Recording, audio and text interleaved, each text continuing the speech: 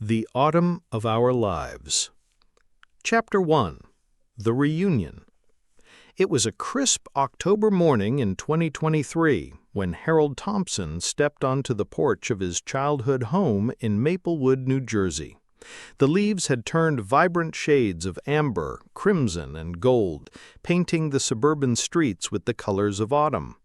Harold, now 58, hadn't been back to Maplewood in over a decade.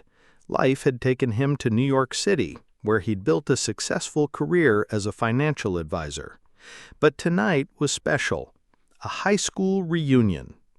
The class of 1983 was gathering at the Maplewood Inn, a historic hotel that had been a fixture in the town for over a century. Harold had debated whether to attend. He'd kept in touch with a few old friends, but most of his classmates had faded into distant memories. Still, something about turning 60 next year had stirred a longing to reconnect with the past. As Harold dressed in a navy blazer and khakis, he glanced at the photo on his nightstand. It was a black-and-white picture of him and his best friend Jim Reynolds, standing on the school's football field, their arms slung over each other's shoulders. Jim had been his rock throughout high school, the one person who had always had his back. But life had pulled them in different directions.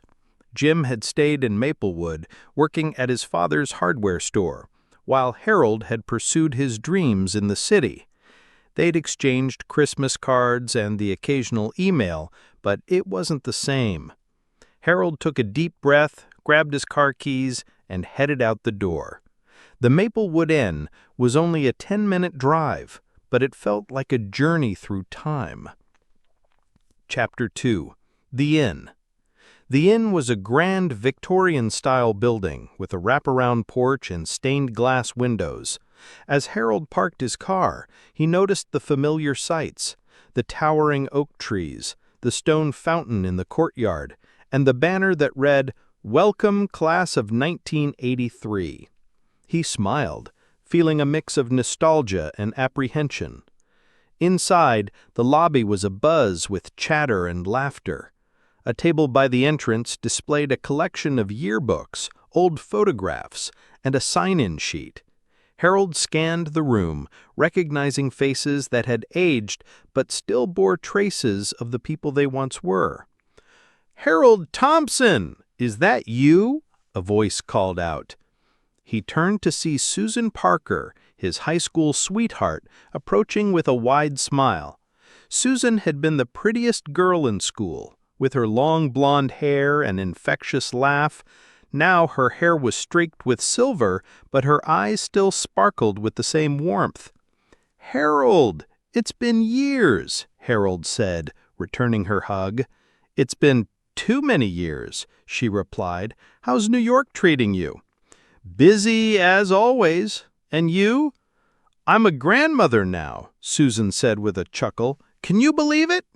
Harold shook his head, marveling at how quickly time had flown. They chatted for a few minutes, catching up on marriages, children, and careers, before Susan excused herself to greet another classmate. As Harold moved through the crowd, he spotted Jim Reynolds standing by the bar nursing a whiskey. Jim's hair had thinned, and his once athletic frame had softened, but his easygoing smile was the same. "Jim!" Harold called out, walking over. Jim said, "Harold, man, it's good to see you." He clapped him on the back. "How long has it been?" "Too long," Harold replied. "How's the hardware store?" "Still standing," Jim said with a grin, "but I'm thinking of retiring next year. It's time to slow down." Harold nodded, feeling a pang of guilt for not keeping in touch. They ordered drinks and found a quiet corner to sit and talk. Chapter 4. The Connection. As the night wound down, Harold and Jim decided to take a walk around the inn's garden. The night air was cool and the stars twinkled overhead. They talked about their families, their regrets, and their hopes for the future. "You know, Harold," Jim said, "I've always admired you. You chased your dreams and made something of yourself. I stayed here, in this little town, and sometimes I wonder if I should have done more." Harold shook his head. "Jim, you built a life here. You raised a family, ran a business, and made a difference in this community. That's something to be proud of."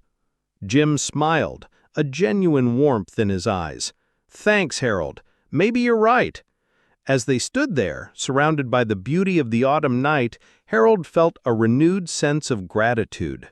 Life had taken them down different paths, but their friendship had endured. Chapter 5. The Promise. Before they parted ways, Harold and Jim made a promise to stay in touch. They exchanged phone numbers and vowed to meet up for lunch or a game of golf.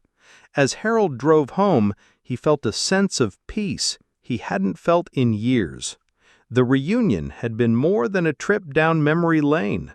It had been a reminder of the importance of connection, of cherishing the people who'd shaped our lives. Epilogue. The Autumn of Our Lives. Harold sat on his porch the next morning, sipping coffee and watching the leaves fall. Autumn had always been his favorite season, a time of change, reflection, and beauty. As he looked out at the world, he realized that life was like the seasons. There's a time to grow, a time to flourish, and a time to let go. But even in the autumn of our lives, there's still beauty to be found, in the friendships we've nurtured, the memories we've made, and the connections we've kept. And as Harold took another sip of his coffee, he knew that no matter where life took him, he'd always carry a piece of Maplewood and the people who'd made it home in his heart. The end.